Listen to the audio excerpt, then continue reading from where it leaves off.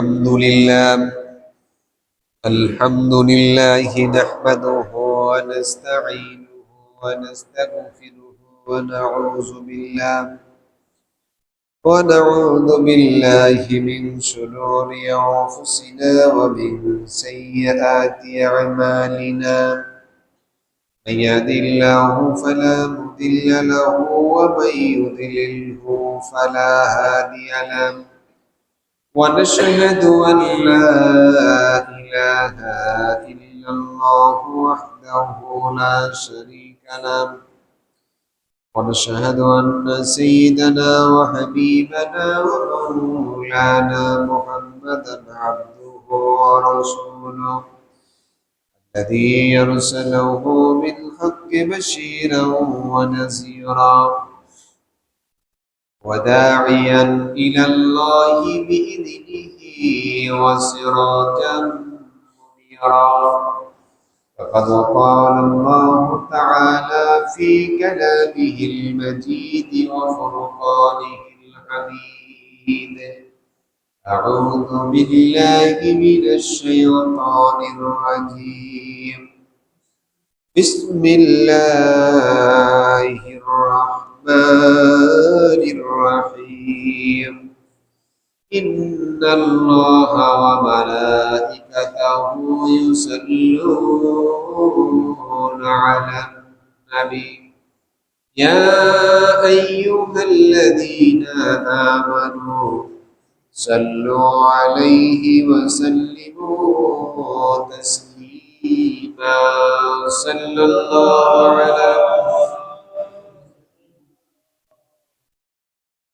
وآله وصحابه وبارك وسلم صلى الله على سيدنا محمد وآله وأصحابه بلغ العلا بكماله كشف الهدى بجماله سلت جميع خصاله صلوا عليه وآله আল্লাহ তাআলা দরবারে শুকরিয়া আদায় করি, সকলে পড়ি আলহামদুলিল্লাহ। আল্লাহ পাক আমাদেরকে তার ঘরে আসার বসার তৌফিক নসিব করেছেন। হিজরি সনের জিলহজ মাসের শেষ জুমায় আল্লাহ সুবহানাহু ওয়া তাআলা আমাদের সকলকে কবুল করুন, আমরা সবাই বলি আমিন। বছরের শেষ হিজরি সনের শুরু হবে মুহররম মাস দিয়ে, আর এই হিসাব আল্লাহ তাআলা নিজেই মানুষের জন্য করে দিয়েছেন। দুর্ভাগ্য এবং চরম সত্য হলো আল্লাহর এই কিতাব আমরা পড়ি না, আমরা বুঝি না, বোঝার চেষ্টাও করি না, জানি না এবং মানি না। আর আমাদেরকে এখান থেকে দূরে সরাই দেওয়া হয়েছে এবং হচ্ছে। যেইভাবে পূর্ববর্তী উম্মতদেরকে নবী পরবর্তী অবস্থায় তাদেরকে আল্লাহর হুকুম থেকে দূরে সরাই দেওয়া হয়েছিল।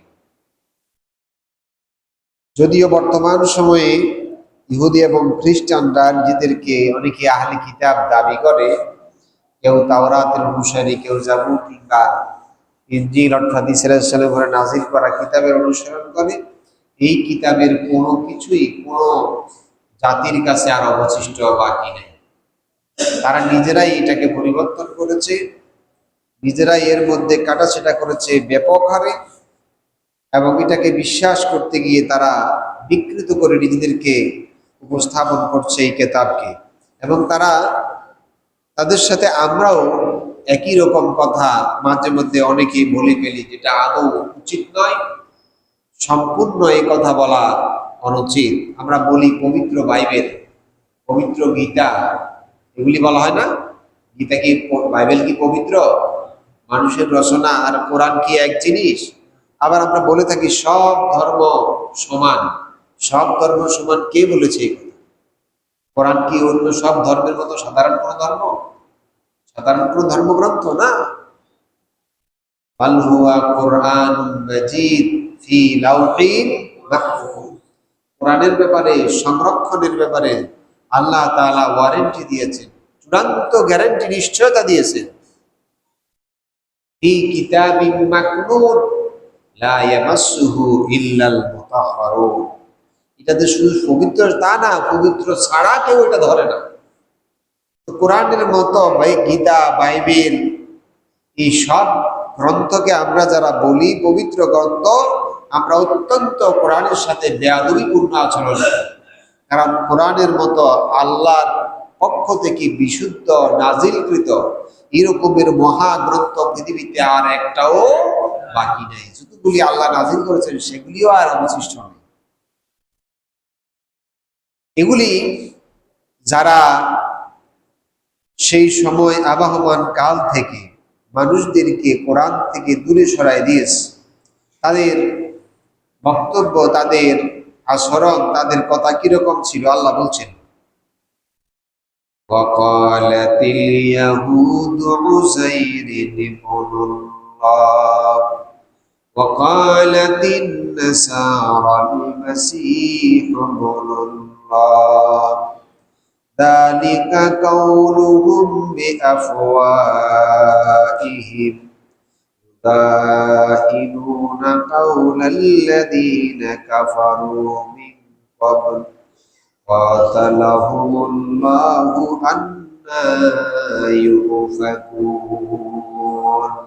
আল্লাহ তাআলা বলছেন, قالت اليهود عزير ابن الله। ইহুদিরা তারা দাবি করছিল উযাইর আল্লাহর ছেলে, অথচ আমরা দাবি করি উযাইর আল্লাহর বান্দা, আল্লাহর নবী। পার্থক্য কোথায় দেখছেন? তারা বলছে উযাইর আল্লাহর ছেলে, আর আমরা বিশ্বাস করি, আমাদের ঈমান হচ্ছে তিনি আল্লাহর নবী। একইভাবে ওয়াকালাতিন নাসারাল মাসীহ ইবনুল্লাহ, একইভাবে খ্রিস্টানরা বলছে ঈসা আলাইহিস সালাম অর্থাৎ মাসীহ হচ্ছেন আল্লাহর সন্তান, আল্লাহর পুত্র। আর আমরা বিশ্বাস করি ঈসা আলাইহিস সালাম আল্লাহর নবী, তিনি আল্লাহর বান্দা। পার্থক্য কোথায়? তারপরেও তাদের মতবাদকে, তাদের বিশ্বাসকে আমরা বলে থাকি পবিত্র ধর্মগ্রন্থ, পবিত্র গীতা, পবিত্র বাইবেল। বলেন নাউযু বিল্লাহ। মোটেই নয়। উদ্দেশ্য কি? যালিকা কাউলুহুম বিআফওয়াহিহিম, এটা তাদের মুখের কথা। ইউদাইহুনা কাউলাল্লাযীনা কাফারু মিন ক্বাবল, এই ধরনের কথা তারা বলে এবং তাদের পূর্বপুরুষরাও এইভাবে বলেছেন। কাতালাহুমুল্লাহু আন্না ইউফাকুন, আর এই অপরাধের কারণে আল্লাহর গজব তাদের উপরে এসেছে, আল্লাহর পক্ষ থেকে তাদের উপরে চূড়ান্ত সিদ্ধান্ত নাযিল হয়েছে। তারা এরপরে করত কি? এই কথাগুলি বলার পর যারা বলেছে, তারা সাধারণ মানুষরা বলে নাই, বলেছে সমাজের শীর্ষ নেতৃস্থানীয় ব্যক্তিবর্গ, তথাকথিত আলেম যারা, সেই কিতাবের পণ্ডিতধারী যে লোকগুলি, তারা এই কথাগুলি বলেছে। আর মানুষরা সেই লোকদের কথায় বিশ্বাস করেছে, নবীর কথায় বিশ্বাস করেন।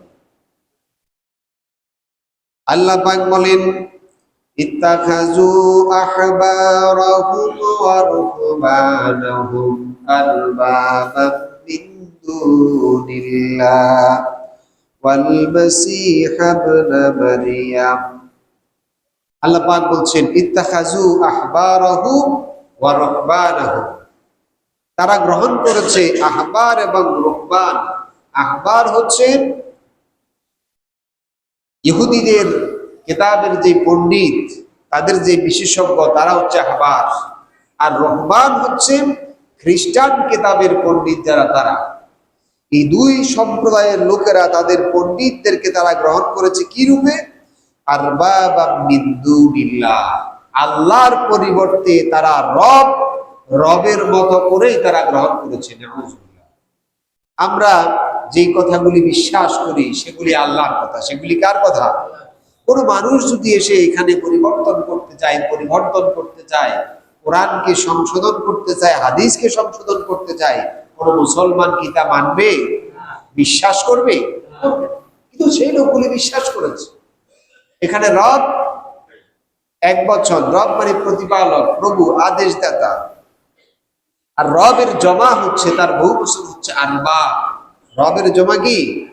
আরবাব। যেমন মিডিল স্টেটে আমাদের মধ্যপ্রাচ্যের যারা থাকেন, তারা যার অধীনে কাজ করেন, যে মালিকের অধীনে থাকেন, তাকে তারা আরবাব বলে। কি বলে? আরবাব। আরবাব বহু বছর, এটা হচ্ছে নাকেস। কামেল রব হচ্ছেন আল্লাহ, আর আরবাব হচ্ছে তার বহু বছর, অর্থাৎ অনেকগুলি মালিক। অনেকগুলি কি মালিক? আল্লাহ তো অনেকজন না, আল্লাহ কয়জন? এই জন্য আল্লাহ পাক বলেছেন তারা আমি এক রবের পরিবর্তে আরবাব গ্রহণ করেছে, অনেকগুলি আদেশদাতা উপদেষ্টা তারা গ্রহণ করেছে। এর মাধ্যমে তারা আল্লাহর প্রতি, নবীর প্রতি যে জঘন্য কথা তারা বলেছে, আল্লাহ তার জবাব দিচ্ছেন। والمسيح ابن مريم وما أمروا إلا ليعبدوا إلها واحدا। তারা যে মাসিহকে, ঈসা বিন মারিয়ামকে তারা আল্লাহর পুত্র বলছে। আল্লাহ পাক বললেন ঈসা আলাইহিস সালাম, ঈসা বিন মারিয়াম তাদেরকে আল্লাহর হুকুম ছাড়া, এক আল্লাহর গোলামি করা ছাড়া, এক আল্লাহর আদেশ মানা ছাড়া অন্য কোনো আদেশ দেন নাই। আরো বলেন লা ইলাহা ইল্লা হুয়া সুবহানাহু আম্মা ইউশরিকুন। লা ইলাহা ইল্লা হুয়া, তিনি ছাড়া আর কেউ নাই। এই কথা ঈসা আলাইহিস সালাম বলেছেন। সুবহানাহু, তিনি পবিত্র, যেই সমস্ত ব্যাপারে আল্লাহ শরীক স্থাপন করা, অর্থাৎ ঈসা আল্লাহর পুত্র, উযাইর আল্লাহর পুত্র, দাউদ আল্লাহর পরিবারের, এই ধরনের জঘন্য কথা কোন নবী বলেন নাই, বরং ওই লোকগুলি বলেছে যেই লোকগুলিকে তারা তাদের আদেশদাতা হিসেবে, আরবাব হিসেবে গ্রহণ করেছে। উদ্দেশ্য আছে, আল্লাহ নাজিল করেছে কোরআন, তারা কোরআন মানে না, তারা কোরআন অনুসরণ করে না, কোরআন পড়ে না, কোরআন দিয়ে চলে না, চালায় না। উদ্দেশ্য কি? সেই লোকগুলির উদ্দেশ্য ছিল, রাব্বুল আলামিন বলেন ইউরিদুনা আইয়ুতফিউ নূরাল্লাহি বিআফওয়াহিহিম ওয়া ইয়াবাল্লাহু ইল্লা আইয়ুতিম্মা নূরাহু ওয়ালাউ কারিহাল কাফিরুন। আল্লাহ পাক বলেন তারা চায়, তাদের আকাঙ্ক্ষা, তাদের তামান্না, তাদের ইচ্ছা হচ্ছে এর মধ্য দিয়ে তাদের মুখের কথা দিয়া, মুখের ফু দিয়া আল্লাহর আলোকে, আল্লাহর প্রদীপকে তারা চিরতরে বন্ধ করে দিবে।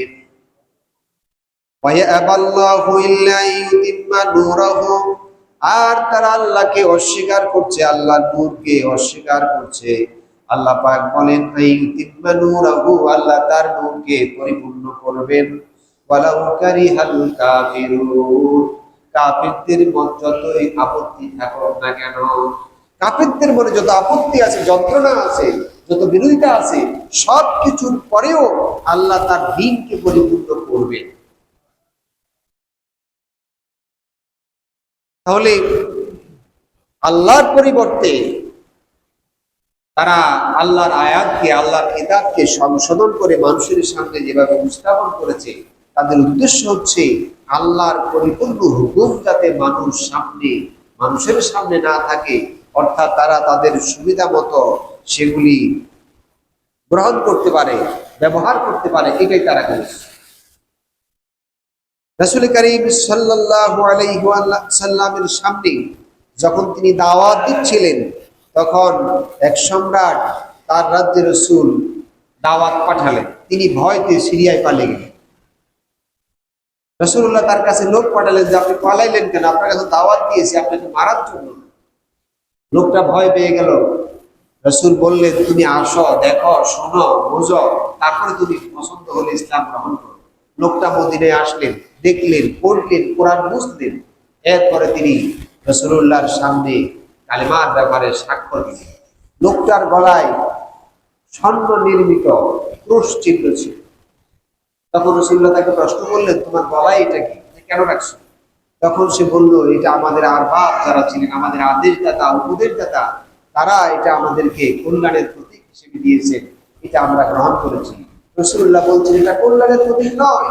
আল্লাহ যদি একজন হন, তাহলে ঈসা আল্লাহর পুত্র যারা বলেছে তারা তোমাকে ক্রুশ দিয়েছে, আল্লাহর পুত্র তাদের পাপের জন্য আত্মহত্যা দিয়েছে, এটা জঘন্য অপরাধ।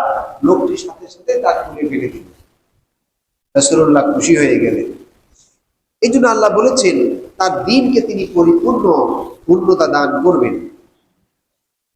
আল্লাহ পাক বলছেন ওয়াল্লাযী আরসালা রাসূলাহু বিল হুদা ওয়া দীনিল হক লিইয়ুযহিরাহু আলা দ্দীনি কুল্লিহি ওয়ালাউ কারিহাল মুশরিকুন। আল্লাহ তাআলা বলছেন ওয়াল্লাযী আরসালা রাসূলাহু বিল হুদা, ইনি সেই রাসূল যাকে আল্লাহ পাক প্রেরণ করেছেন হিদায়াতের বাণী নিয়ে এবং সত্য দ্বীন নিয়ে, লিইয়ুযহিরাহু আলা দ্দীনি কুল্লিহি, যাতে করে এটা প্রকাশিত হয়, বিজয়ী হয় সমস্ত ধর্মীয় সমস্ত মতবাদের উপরে জীবন বিধান হিসাবে। আর ওয়ালাউ কারিহাল মুশরিকুন, যদিও মুশরিকরা এটাকে অপছন্দ করে। কোরআন হচ্ছে আলাদ্দীন, লিইয়ুযহিরাহু আলাদ্দীন, সকল দ্বীনের উপরে এটাকে আল্লাহ তাআলা বিজয় দান করেছে। তাওরাত এসেছে এখন আর নাই, ইনজিল এসেছে এখন আর নাই, জাবুর এসেছে এখন আর, কিন্তু কোরআন এসেছে এখনো আছে, কিয়ামত পর্যন্ত থাকবে। কোরআন মুছে যাবে না, আল্লাহ এটাকে এভাবে নাজিল করেছেন। এখন যারা পরিবর্তন করে বিকৃত করলো, আল্লাহর কিতাবকে যারা কিতাবের উপরে যারা হাত ধরলো, তাদের উদ্দেশ্য আল্লাহ মুমিনদেরকে জানিয়ে দিচ্ছেন আমাদের মনের মধ্যে কি আছে আল্লাহ কি তা জানেন? তাও কথা কয় না, জানেন কি না? আমরা জানি, কথা কয় না, আমরা জানি প্রতারক চক্র। এই যে একদিন দেখলাম কোলে বাচ্চা নিয়ে এক মহিলা কাঁদতেছে। কি হয়েছে? সে রাস্তা পার হতে পারছে না, গাড়ি ভাড়া নাই, লোকটা তাকে রাস্তা পার করে দিল। রাস্তা পার হওয়ার পর বলছে আমার টাকা পয়সা নেই, আমি বাসায় যাবো কিভাবে? লোকটা তাকে বাসার সামনে পৌঁছে দিল, টাকাও দিল। এরপরে লোকটাকে আটকানো হলো, আটকাইয়া তাকে ছিনতাই করে, তাকে অপরাধী সাজাইয়া, এই মহিলা তাকে অপবাদ দিয়ে, তার গ্যাং দিয়ে তাকে আটকাইয়া চরম নির্যাতন করে তার কাছ থেকে সব নিয়ে যাওয়া হলো। কথা বুঝলেন নাই? তার মনের মধ্যে ছিল কি? লোকটা কি জানতো? কিন্তু তার মুখের কথা তো জানছে, মুখের কথায় প্রেমে পড়েছে, তাকে পার করে দিয়েছে, মানবিক চিন্তায় তাকে বাসা পর্যন্ত পৌঁছে দিয়েছে। পরিণতিতে কি হয়েছে? বিপদে পড়েছে, মার খেয়েছে, সর্বস্ব হারিয়েছে, ইজ্জত হারিয়েছে, সম্পদ হারিয়েছে। মানুষের মুখের কথা আর মানুষের অন্তর, এটা আমরা জানি। আমাদের আগে একরকম, পরে আরেক রকম। বিপদে পড়লে একরকম, বিপদ থেকে বাঁচলে আরেক রকম। বিপদে পড়লে আল্লাহ বাঁচাও, বিপদ থেকে ভুলে গেলে আল্লাহর কথাও কি মনে থাকে না। তখন দাম্ভিকতা প্রকাশ পায়, অহংকার প্রকাশ পায়, সুন্দর সুন্দর রঙিন কথা প্রকাশ পায়।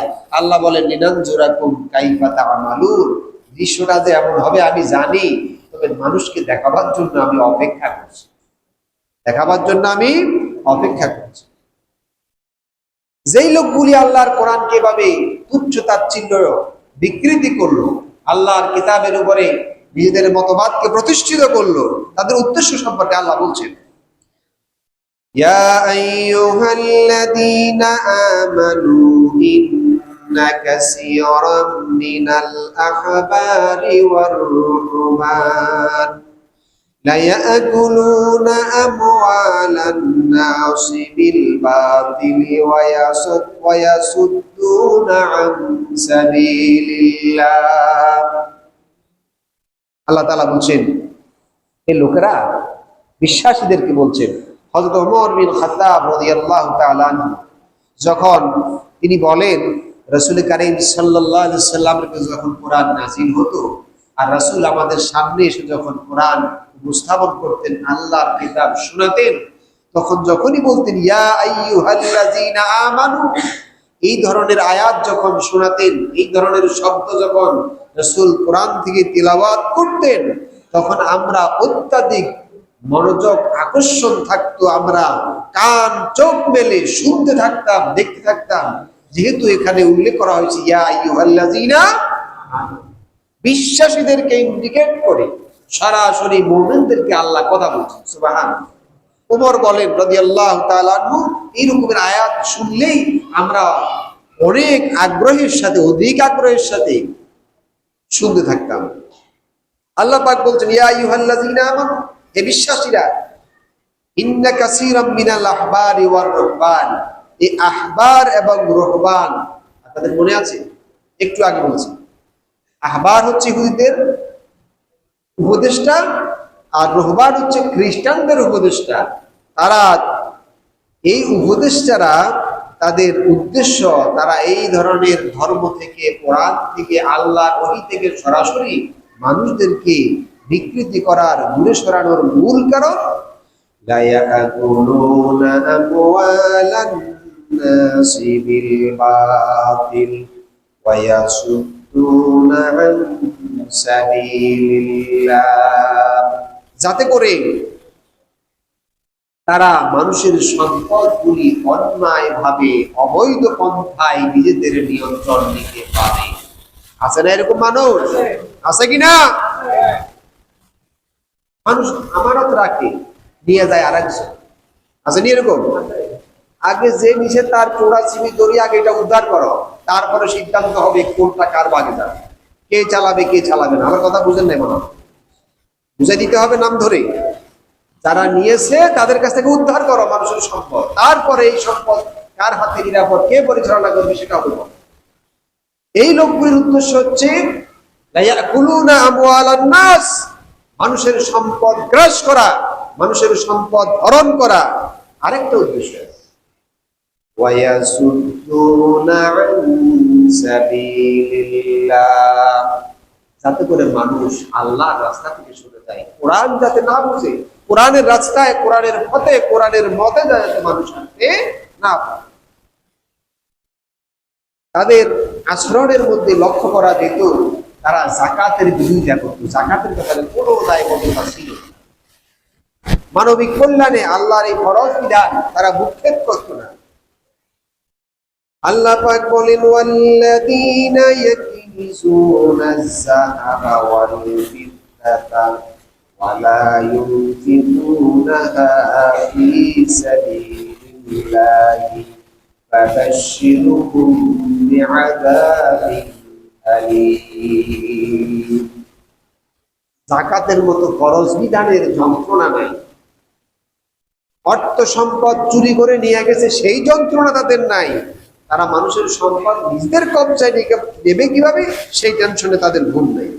আর ওয়ালা, আল্লাহ পাক বলছেন, যারা এইভাবে জমা করে রাখে সম্পদ, যাকাত দেয় না, স্বর্ণরৌপ্যের সম্পদের খরচ করে না আল্লাহর রাস্তায়, আল্লাহ পাক তার নবীর মাধ্যমে গোটা মানব জাতিকে, মুমিনদেরকে স্মরণ করাই দিচ্ছেন, ফাবাশশিরহুম বিআযাবিন আলীম, তাদেরকে মহা যন্ত্রণাদায়ক শাস্তির সুসংবাদ দেন। শাস্তির কি সুসংবাদ হয় না দুঃসংবাদ হয়? কিন্তু আল্লাহ বলছেন কি সুসংবাদ। তার মানে তারা যে পাপ কাজ করছে খুব আনন্দের সাথে করছে, খুশির সাথে করছে, প্রফুল্ল চিত্তে করছে, দাম্ভিকতার সাথে করছে। আল্লাহ পাক বলছেন এটার জন্য সুসংবাদ, শাস্তির সুসংবাদ মানে আল্লাহ পাক পুরস্কার করছেন, যেটার জন্য সুসংবাদ তোমাদের জন্য আছে, মৃত্যুর পর শাস্তির পাবে। কিভাবে পাবে? রব্বুল আলামিন বলেন, ইয়াউমা ইউহমা আলাইহা ফি নারি জাহান্নামা ফাতুওয়া বিহা জিবাহুহুম ওয়া জুনুবুহুম ওয়া যুহুরুহুম। তাদেরকে এই সম্পদগুলি, অবৈধ সম্পদগুলি আগুনে পোড়ানো হবে, আর তাদের কপালে, তাদের পাজরে, তাদের পিঠের মধ্যে তা দিয়ে সেকা দেওয়া হবে। কপালে, পাজরে, পিঠে। কপালে কেন দেওয়া হবে? কপাল হচ্ছে মর্যাদার প্রতীক, সম্মানের প্রতীক। কপালের অর্থ হচ্ছে ভাগ্য। কপাল ফিরে যায়, কপাল খুলে যায়, কিয়ামতের দিন তাদের ভাগ্যে জুড়বে আল্লাহর জাহান্নামের যন্ত্রণাদায়ক শাস্তি। এই জন্য প্রথমে কপালে দেওয়া হবে, পাজরে দেওয়া হবে। আরাম দিয়ে তারা বসেছিল, হেলাম দিয়া, এই জন্য পাজরে দেওয়া হবে। পিঠে দেওয়া হবে, তারা আরামে বসেছিল এই সম্পদ গ্রহণ করার পর, এই জন্য শাস্তি দেওয়া হবে। আর বলা হবে, হাযা মা কানাসতুম লিআনফুসিকুম আনফুসিকুম ফাযুকু মা কুনতুম তাকনিজুন। তোমরা যা সম্পদ জমা করে রেখেছিলে, এটা সেই সম্পদ যা আত্মসাৎ করে রেখেছিলে, যা পাচার করেছিলে, যা মানুষের সম্পদ অন্যায়ভাবে নিজের নিয়ন্ত্রণে নিয়ে খরচ করেছিলে, হাযা মা কানাজতুম, এই সেই ধনরাশি, আজ তার স্বাদ গ্রহণ করো। নাউযুবিল্লাহ, বলেন নাউযুবিল্লাহ। আল্লাহ রাব্বুল আলামিন বলেন, সম্পদের সাথে সময়ের সম্পর্ক। 1 বছর পরে যাকাত দিতে হয়, আবার 1 বছর পরে হিসাব করতে হয়। রব্বুল আলামিন সেই 1 বছরের হিসাবটাও দিয়া দিলেন। ইন্না ইদ্দাতাশ শুহুরি ইনদাল্লাহি 12 শাহরা ফি কিতাবিল্লাহ। আল্লাহ পাক বলছেন, নিশ্চয়ই আল্লাহর কাছে গণনার সময় মাস হচ্ছে 1 বছরের ভিতরে কয়টি? 1 বছরে ক মাস? কোরআন শরীফে আসেনি, আমরা বানাইছি, আল্লাহ বলেছেন 12 শাহরা ফি কিতাবিল্লাহ, 12টা মাস আল্লাহ তাআলা কোরআনে উল্লেখ করেছেন। যাকাত দেবেন হিজরি সন অনুযায়ী। এখন কোন মাস? কেউ জানেন না। কোরবানি করছেন কোন মাসে? ছিল তো শেষ হয়েছে, আজকে মনে হয় 26 তারিখ, ভুলে গেছেন। এই কোরবানির মাসে এত ব্যস্ততা, এত কত মনে থাকবো আর। গরু কিনতে কিনতে শেষ, নামাজ নাই, গরু কিনি বাড়িতে আসতেছে, দাম কত এটা কইতে কইতে গলা শুকাই গেছে, কথা বুঝেন। এরপরে গরু আনি জন্ম করতে তো গাম বাইরে এসে গোস্ত করতে করতে হয়রান, এরপরে রান্নার পরে খাইয়া আরো হয়রান, মনে থাকবে আর কত, সব তো ক্লান্তি হয়ে গেছে। হিজরি সনের শেষ মাস হচ্ছে জিলহজ মাস, আর প্রথম মাস হচ্ছে মুহররম মাস। আগামী জুমা মুহররম মাসে হবে, আজকে 26 তারিখ। আল্লাহ পাক বলছেন তার হিসাব অনুযায়ী গণনার মাস হচ্ছে কয়টি? 12টি। গণনার মাস কয়টি? 12টি। এর মধ্যে 4টি মাস হচ্ছে নিষিদ্ধ। তো সময় ফুরিয়ে গেছে, এই মাসের হিসাব শুরু হবে আগামী জুমা থেকে ইনশাআল্লাহ। আর গুরুত্বপূর্ণ এই কথাগুলি শোনার জন্য মুহররম সম্পর্কে আপনারা সময় মতো আসবেন। সময় মতো আমি আসতে